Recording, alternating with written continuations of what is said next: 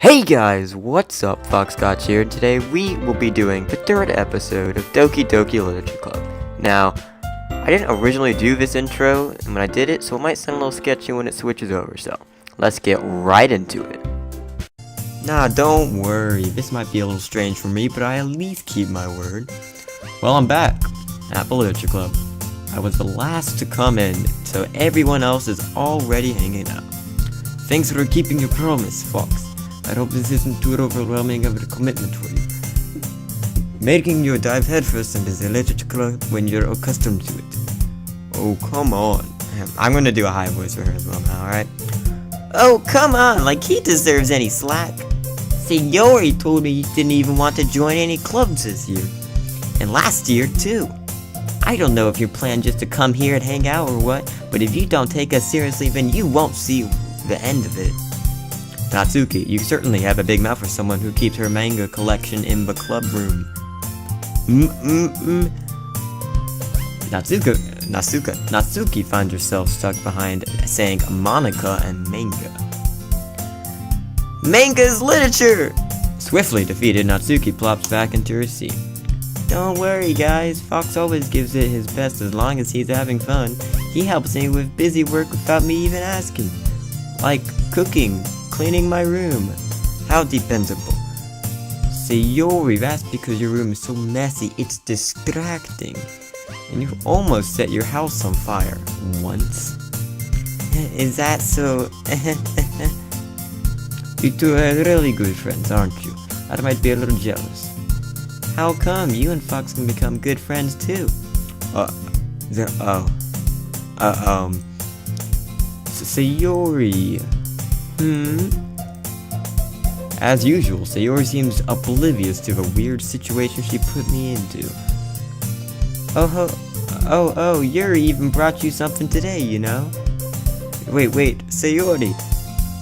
Me? Not really. Don't be shy. It's really nothing. Oh, it's really nothing. What is it? Never mind. Sayori made it sound like a big deal when it's really not. Ooh, what do I do? I'm sorry, Yuri, I wasn't thinking. I guess that means it's up to me to rescue the situation. Hey, don't worry about it. First of all, I wasn't expecting anything in the first place, so any nice gesture from you is a pleasant surprise. It'll make me happy no matter what. Is that so? Yeah, I won't make it a big deal if you don't want it to be. Alright. Well, here. Yuri reaches into her bag and pulls out a book. I didn't want you to feel left out, so I picked out a book that I thought you might enjoy. It's a short read, so it should keep your attention even if you don't usually read. And we could, discuss it if you'd want to. This? How is this girl accidentally being so cute? She even picked out a book she thinks I'll like despite me not reading much. Yuri, thank you. I'll definitely read this. I enthusiastically take the book. Phew. I'll not do that in a Russian accent. But you can read it at your own pace. I look forward to hearing what you have to say. Now that everyone is settled in, I expect Monica to kick off some scheduled activities for the club, but that doesn't seem to be the case. See, Yuri and Monica are having a cheery conversation in the corner. Yuri's face is already buried in a book. I can't help but notice her intense expression, like she was waiting for this chance. Meanwhile, Natsuki is rummaging around in the closet. Doing what is what I ask. I'm really curious to talk to Yuri a little more, but at the same time, I would feel bad for distracting her from reading. I catch a glimpse of the cover of her book. Oh, it looks like the same book that she lent to me. More than that, she seems to be on the first few pages. Oh, crap. I think she noticed me looking at her. She sneaks around another glance at me, and our eyes meet for a split second. But that only makes her hide her face deeper in her book. Sorry, I was just spacing out. I mutter this, sensing I made her uncomfortable. Oh, it's fine. If I was so focused, then I probably wouldn't have noticed it in the first place. But I'm just rereading a bit of it, so... That's the book you gave me, right? Oh, sorry guys. I wanted to reread some of it. not for any particular reason. Just curious, how come you have 2 copies of the same book? Ah, the single tear of sweat. Single tear, not anything else. Well, then I stopped at the bookstore yesterday, and that's not what I meant. I would mean, I just happened to buy 2 of them. Ah, I see. There's something very obvious here that Yuri isn't telling me, but I decide to let it go. I'll definitely start reading it soon. I'm glad to hear. Once it starts to pick up, you might have a hard time putting it down. It's a very engaging and relatable story. Oh, that wasn't my voice. Oof. Is that so? What's it about anyway? Well, Yuri closes the book and scans her eyes over the book. The book is titled Portrait of Markov. Ooh, that sounds Russian there. There's an ominous looking eye symbol on the front cover. Alright, I just wanted to make sure I don't accidentally give anything away. Basically, it's about this girl in high school who moves in with her long-lost younger sister. But as soon as she does, her life gets really strange. She gets targeted by these people who escaped from a human experiment prison, and while her life is in danger, she needs to desperately choose who to trust. No matter what she does, she ends up destroying most of her relationships, and her life starts to fall apart. That's kind of, freaky! Oh, dark. That's kind of dark, isn't it?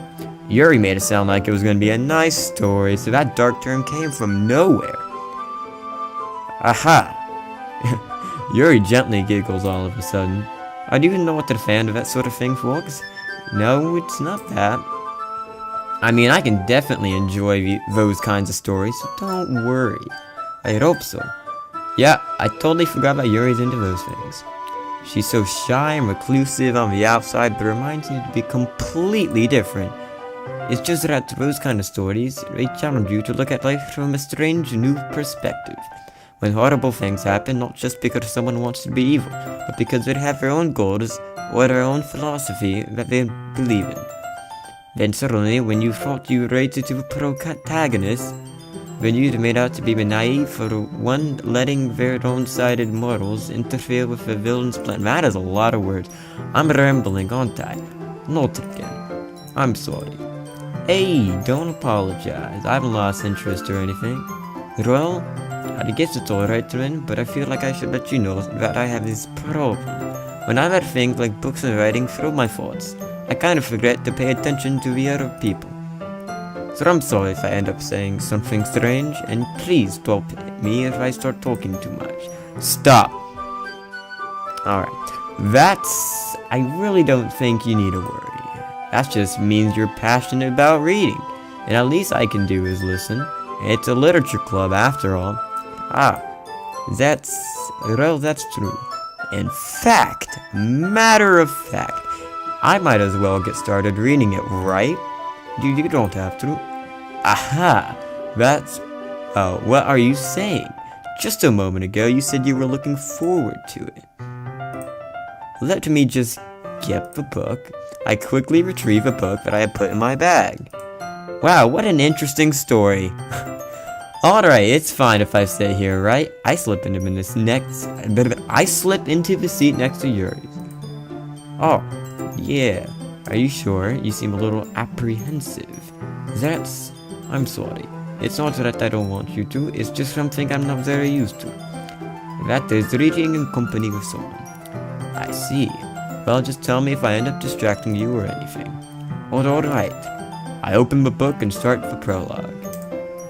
I soon understand what Yuri means by reading in company. It's as if I can feel her presence over my shoulder as I read. It's not a particularly bad thing, maybe a little distracting, but the feeling is somewhat comforting. Yuri's in the corner of my eye. I realize that she's not actually looking at her own book. I glance over. It looks like she's reading from my book instead. Where's her book? I don't see any book, and I don't see anyone else in there.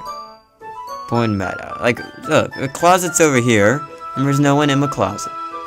There you go. Sorry, I was just... Yuri, you really apologize a lot, don't you? I do? I don't really mean to. Sorry. I mean... Aha!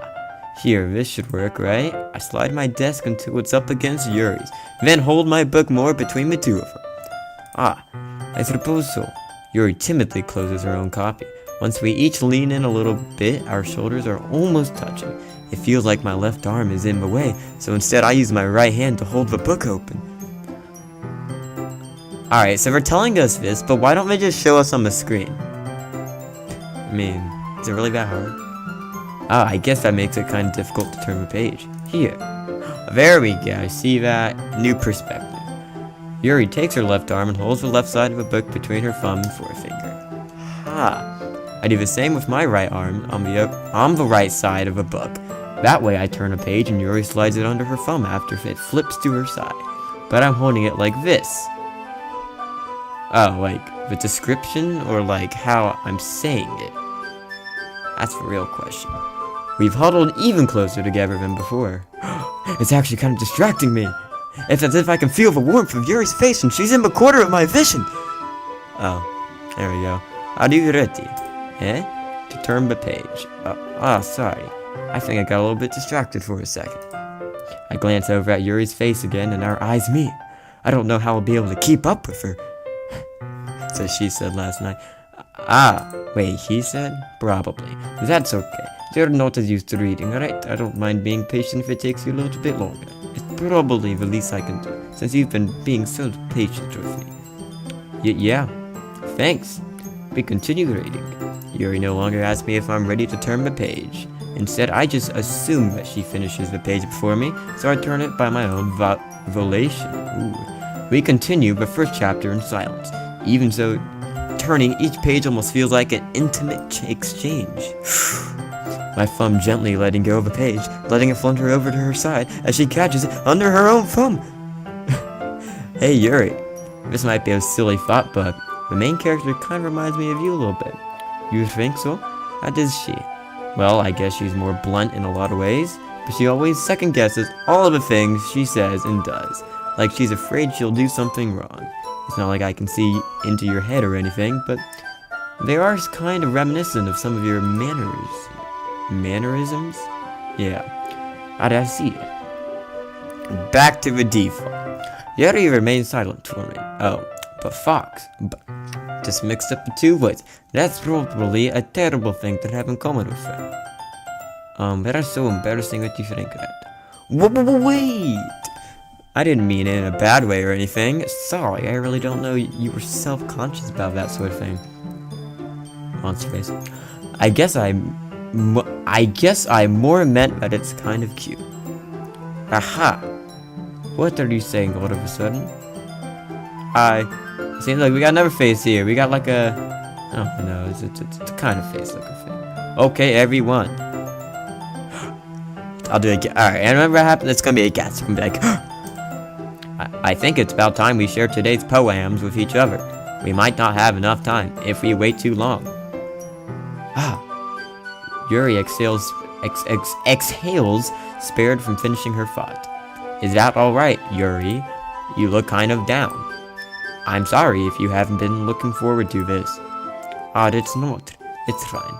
Yuri releases her hand from a book, causing it to close on top of my thumb. Oh. Alright. I guess I'll do some more reading tonight. Or would you prefer I only read it with you? I guess if I don't have too much of a preference either way. In that case, I'll read a little bit more tonight. It'll be more fun to read with you after it picks up a bit, you know? That's good reasoning. In that case, feel free to finish the first 2 chapters in your own time. Alright. I stand up. I make a mental note of where I left off in the book and then slip it back into my bag. By the way, did you remember to write a poem last night? Yeah. My relaxation ends. I can't believe I agreed to do something so embarrassing. I couldn't really find much inspiration since I've never really done this thing before. Well, now everyone's ready. Why don't you find someone to share with? I can't wait. Sayori and Monica enthusiastically pull out their book. Now, if I ever did a poem, it would be totally bad. It would have all the rhyme scheme. It'd be like, how's it going? Is that knowing? It'd be something mentally retarded, like I am sometimes. Sayori's on a wrinkled sheet of loose leaf torn form of a spiral notebook. From a spiral notebook. Mine would be on like a back of a homework that had like random words written on it. On the other hand, Monica wrote hers in a composition notebook. I can already see Monica's pristine handwriting from where I sit. I can already picture it on the screen as if it's really happening. Natsuki and Yuri reluctantly comply as well, reaching into their bags. I do the same myself. Alright.